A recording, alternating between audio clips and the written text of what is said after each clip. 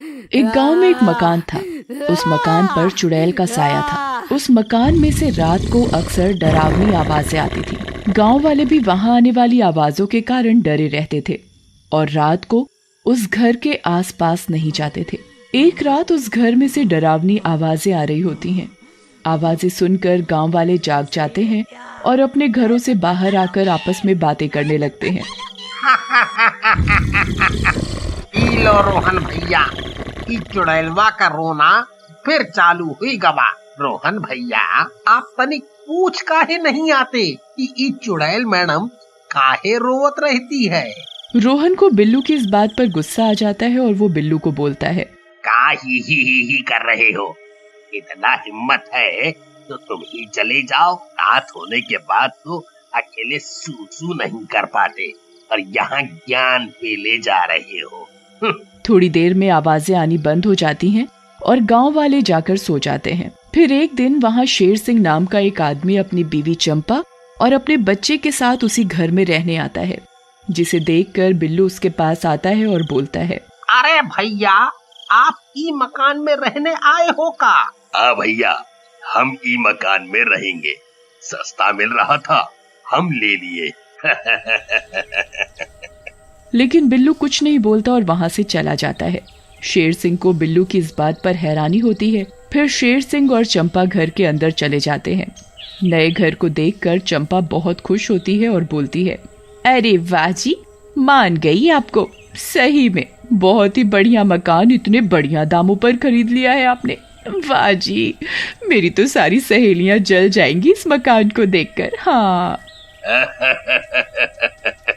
अरे मेरी चंपा, तेरे लिए तो मैं ताजमहल भी खरीद डालूं। फिर ये मकान क्या चीज है? फिर शेर सिंह और चंपा रात में सो जाते हैं। फिर रात में वही डरावनी आवाजें आने लगती हैं, जिसे सुनकर चंपा जाग जाती है और बोलती है, अजी अजी, ये डरावनी आवाजें कहाँ से आ रही हैं? जैसे कोई चुड़ैल रो रही हो। उठो ना, देखो। अरे मुझे क्या पता कहाँ से आवाजें आ रही हैं। रुको, मैं देखता हूँ, तुम यहीं बैठो। फिर शेर सिंह उठता है और घर में आवाजों की दिशा में जाता है। एक बंद कमरा जिस पर एक ताला लगा होता है, उसमें से चुड़ैल के रोने की आवाज आ रही होती है। तब तक चंपा भी वहाँ आ जाती है। शेर सिंह चंपा से बोलता है, अरे चंपा, ये आवाजें तो इस कमरे से आ रही हैं। क्या करूं? इस ताले को तोड़ दूं? अरे तुम्हारा नाम शेर सिंह है तो इसका मतलब ये थोड़ी ना कि तुम शेर बन जाओगे। चुप करके चलो और इस कमरे को बंद ही रहने दो। फिर अगले दिन रात में फिर वही आवाजें आने लगती हैं। इस बार चंपा उठती है और कमरे की तरफ बढ़ती है, लेकिन जैसे ही चंपा कमरे के पास पहुंचती है, आवाजें आनी बंद हो जाती है। अरे आवाजें तो आनी बंद हो गई, पता नहीं क्या चक्कर है, चलो सो जाती हूँ।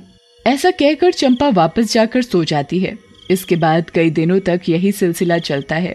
चंपा रोज रात को वही डरावनी आवाजें सुनती और जब चंपा उस कमरे के पास जाती तब वहां से आवाजें आनी बंद हो जाती।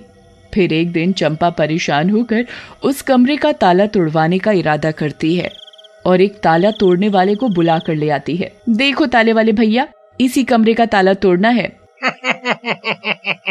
हो जाएगा मैडम जी, लेकिन पैसा पूरा हम 100 रुपया लेंगे हैं? ज्यादा दांत मत दिखाओ और अपना काम करो। मैं अभी बाहर से आ रही हूँ, तब तक तुम इस ताले को तोड़ दो। ऐसा कहकर चंपा वहाँ से चली जाती है और ताले वाला भी अपने काम में जुट जाता है। अरे बड़ा मजबूत ताला है। ऐसा ताला तो मैंने पूरी जिंदगी में नहीं देखा। टूट ही नहीं रहा है, लेकिन मैं भी इसे तोड़ के ही मानूंगा। ऐसा कहकर ताले वाला ताला तोड़ देता है। जैसे ही ताले वाला ताला तोड़ता है, चारों तरफ धुआं धुआं हो जाता है और मकान हिलने लगता है। अरे मर गया रे, ये क्या हो रहा है भैया? भागो रे भागो, अपनी जान बचा कर भागो। लेकिन जब तक ताले वाला कुछ समझ या कुछ कर पाता, वहाँ एक चुड़ैल आ जाती है। कहाँ जा रहे हैं ताले वाले? मुझसे बचकर कोई नहीं भाग सका है। अब इस गाँव की शामत आई है, शामत। ऐसा कहकर चुड़ैल ताले वाले को मार डालती है और वहाँ से गायब कर देती है। थोड़ी देर बाद चंपा वहाँ आती है। कमरे का ताला टूटा हुआ देखकर और ताले वाले को ना पाकर अरे ये ताले वाला कहाँ चला गया? और कमरे का ताला भी टूटा हुआ है। फिर चंपा कमरे के अंदर चली जाती है। अंदर का कमरा बहुत ही सुंदर होता है, जैसे किसी रानी का कमरा हो। वहाँ पर एक बहुत ही सुंदर लड़की की तस्वीर लगी होती है।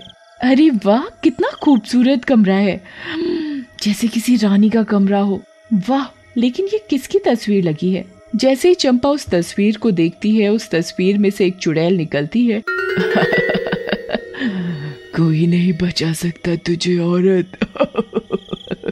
ऐसा कहकर चुड़ैल चंपा के शरीर के अंदर प्रवेश कर। आह, ये क्या हो रहा है? मुझे बचाओ, कोई बचाओ मुझे।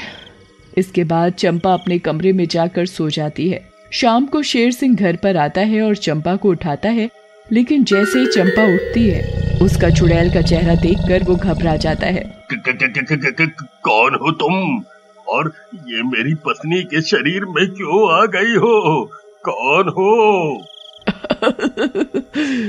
मैं थोड़ी तेरी पत्नी के शरीर में आई हूँ, उसने ही मुझे इस बंद कमरे से आजाद किया है। अब मैं आजाद हूँ और इंसानों का खून पीऊंगी। लेकिन अगर ये बात तूने किसी से कही तो मैं तेरी पत्नी के शरीर के टुकड़े टुकड़े कर दूंगी। ऐसा कहकर चुड़ैल वहां से चली जाती है। शेर सिंह ये सब देखकर घबरा जाता है और अगले कुछ दिनों तक ऐसा ही चलता रहता है। चुड़ैल रोज रात को घर से बाहर निकलती और किसी इंसान को मारकर उसका खून पी जाती। इधर गांव वाले भी इन होने वाली मौतों से परेशान हो जाते हैं और एक दिन गांव की चौपाल पर इकट्ठा होते हैं। अरे भैया, ये गांव में ना जाने कहां से मौत का तांडव हुई रहा है। ना जाने कौन मार रहा है गांव वालों को। सही कह रहे हो बिल्लू भैया, लेकिन ये सब ना जाने का हो रहा है। लेकिन जब से मौतें हो रही हैं, उस मकान से आवाज आनी बंद हो गई है। गांव वाले बातें कर ही रहे होते हैं कि तभी वहां से शेर सिंह गुजरता है। उसे देखकर बिल्लू उसे बुला लेता है। अरे शेर सिंह भैया, का हुआ? बहुत परेशान लागत हो, का हुआ? बहुत पतले भी हो गए हो, जैसे कोई चूसा हुआ आम। क्या बात है? लेकिन शेर सिंह उसकी बात का कोई जवाब नहीं देता और वहां से चला जाता है, जिसे देखकर रोहन बोलता है। गांव वालों, मानो ना मानो, ये शेर सिंह इस बारे में सब जानता है। इस पर नजर रखनी पड़ेगी। फिर रोहन और बिल्लू रात में शेर सिंह के घर के पीछे छिप जाते हैं। रात में चुड़ैल आती है। चुड़ैल को देखकर शेर सिंह बोलता है। चुड़ैल जी, तुमने तो कई गांव वालों को मार डाला। अब मेरी बीवी को छोड़ दो, हमें जाने दो, हम ये घर छोड़ देंगे। ऐसे कैसे छोड़ दूं तेरी बीवी को? अभी तो मुझे बहुत खून चाहिए, इतने सालों से प्यासी हूँ मैं। ऐसा कहकर चुड़ैल वहां से चली जाती है। उधर रोहन और बिल्लू सारी बातें सुन लेते हैं और सुबह शेर सिंह के पास जाते हैं। अरे शेर सिंह भैया, हम लोगों ने सब देख और सुन लिया है। तुम चिंता ना करो, इस चुड़ैल का इलाज है हमारे पास। हम चंपा फौजी को जरूर बचाएंगे। तुम हमारे साथ चलो शेर सिंह भैया। फिर ऐसा कहकर बिल्लू और रोहन शेर सिंह के साथ वहां से चले जाते हैं और एक साधु बाबा के पास जाते हैं और गांव में हो रही सारी घटनाओं के बारे में उन्हें बताते हैं, जिसे सुनकर साधु बाबा बोलते हैं। बेटा, ये चुड़ैल कोई और नहीं बल्कि इस मकान मालिक की बेटी है। उसी की आत्मा चुड़ैल बनकर भटक रही है और लोगों को मार रही है। लेकिन बाबा, हम इस चुड़ैल से कैसे निपटेंगे और मैं अपनी चंपा को कैसे आजाद कराऊंगा उस चुड़ैल के चंगुल से? बेटा, घबराओ नहीं, तुम बस उस कमरे में टंगी उस तस्वीर को जला दो। वो चुड़ैल भी जल जाएगी और तुम्हारी पत्नी भी उसके चंगुल से आजाद हो जाएगी। उसके बाद वो तीनों गांव में वापस लौट आते हैं, लेकिन चुड़ैल उन्हें घर के बाहर ही मिल जाती है। तुम तीनों जानकर आ गए मेरी मौत का राज, हाँ? लेकिन कुछ कर नहीं पाओगे। ऐसा कहकर चुड़ैल शेर सिंह और रोहन को गले से पकड़ लेती है, लेकिन मौका पाकर बिल्लू घर के अंदर घुस जाता है और उस तस्वीर में आग लगा देता है। तस्वीर के जलते ही चुड़ैल चंपा के शरीर से बाहर आ जाती है और जलने लगती है और थोड़ी देर में पूरी जल जाती है। पूरे गाँव को उस चुड़ैल से छुटकारा मिल जाता। एक छोटे से गाँव में ओम नाम का एक लड़का रहता था। वो बांसुरी बनाकर उन्हें गाँव में बेचकर अपना और अपने परिवार का गुजारा करता था। ओम बांसुरी भी बहुत सुंदर बजाया करता था। उसी गांव के साहूकार की एक बेटी मोहिनी थी, जिसे ओम बहुत प्यार करता था। मोहिनी भी ओम को बहुत चाहती थी। जब कभी भी ओम को मोहिनी से मिलने का मन करता तो वो बांसुरी से एक मधुर धुन बजाता, जिसे सुनकर मोहिनी जहाँ कहीं भी होती उसकी ओर खींची चली आती। एक दिन की बात है, आधी रात का समय था। ओम एक पेड़ के नीचे अकेला बैठा था। तभी उसे मोहिनी की याद सताने लगी। मोहिनी से मिलने का बड़ा मन हो रहा है। ओम अपनी कमर में बंधी बांसुरी निकालता है और बड़ी ही मधुर धुन बजाने लगता है।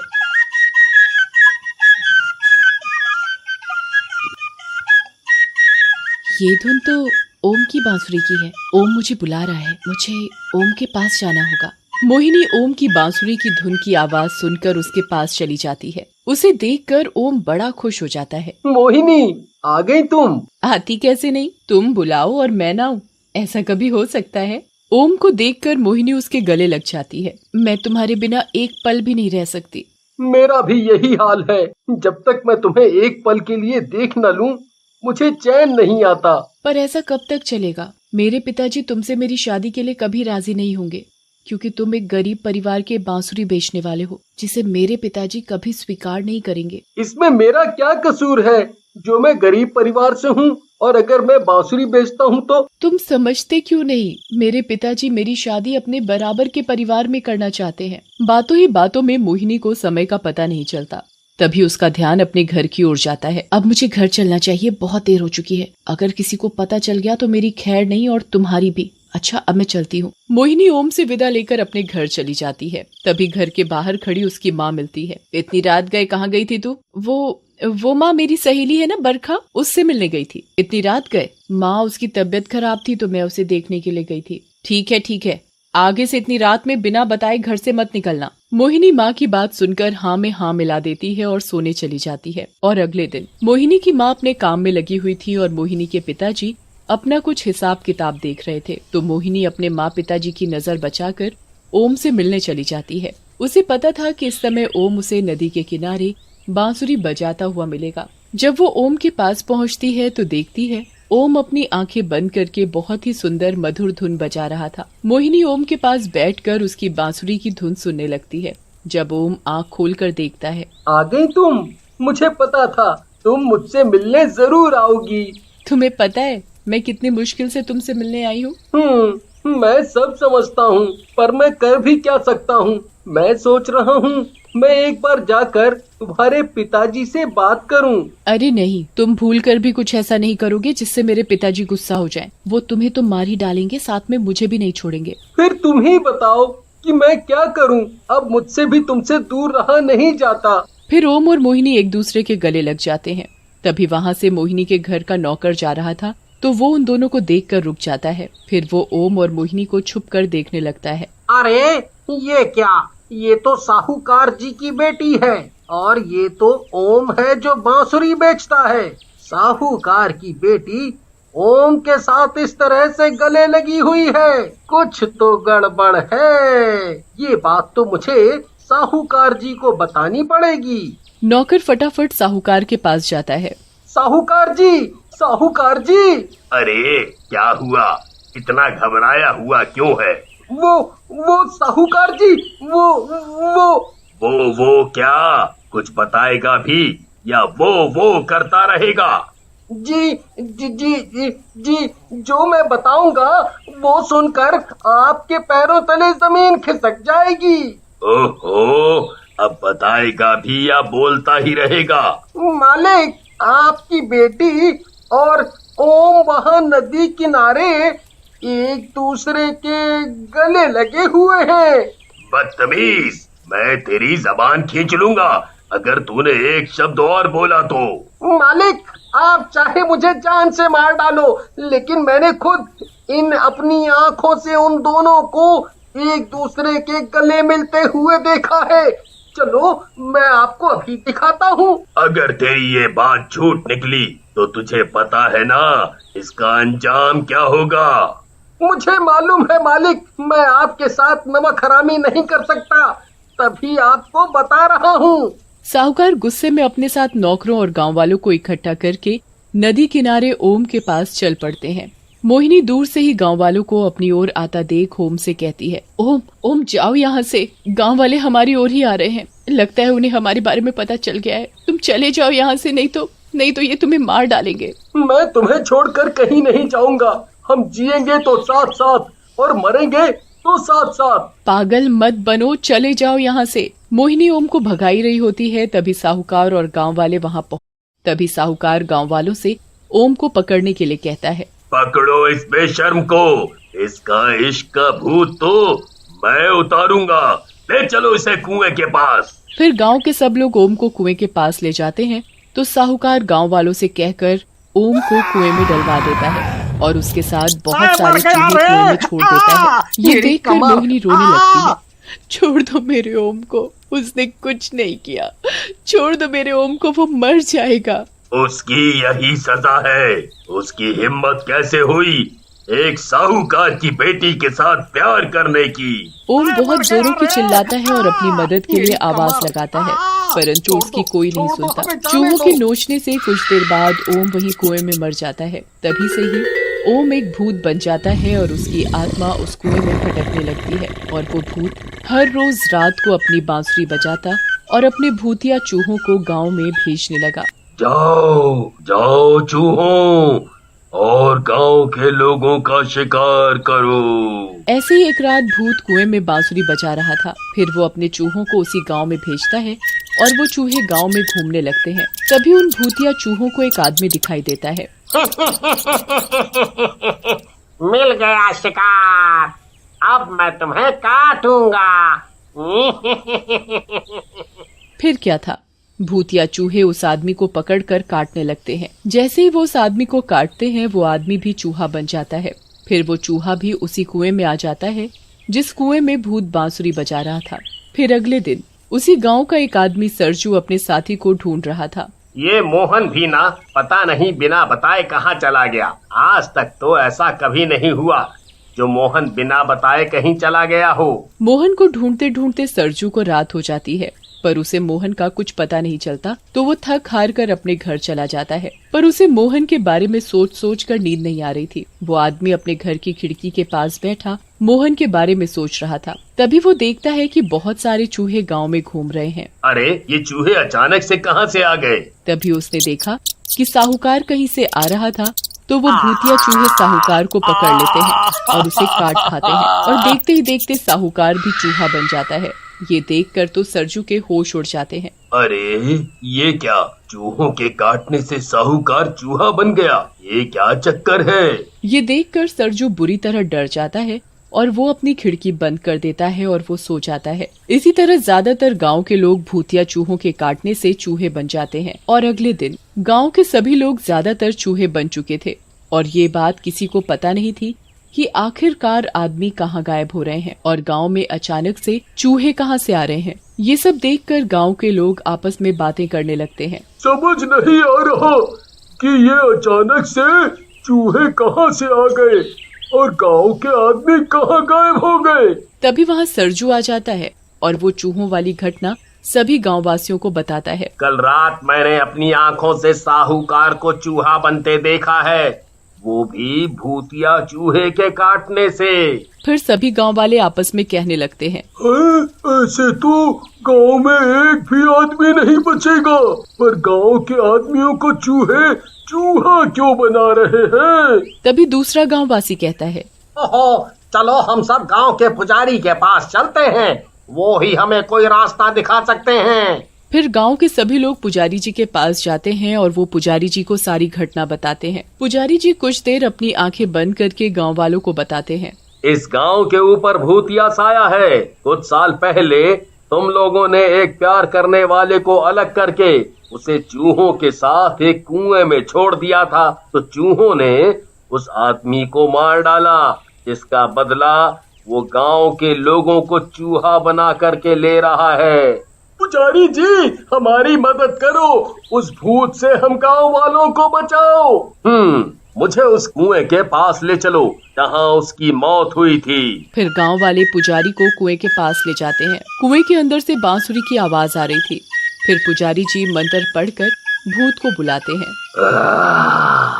मुझे क्यों बुलाया तुमने? मैं तुम्हें मुक्ति दिलाने आया हूँ। मुझे पता है गांव वालों ने तुम्हारे साथ बहुत गलत किया है। तुम इन गांव वालों को परेशान मत करो। जो तुमने गांव के लोगों को चूहा बनाया है उन्हें फिर से आदमी बना दो।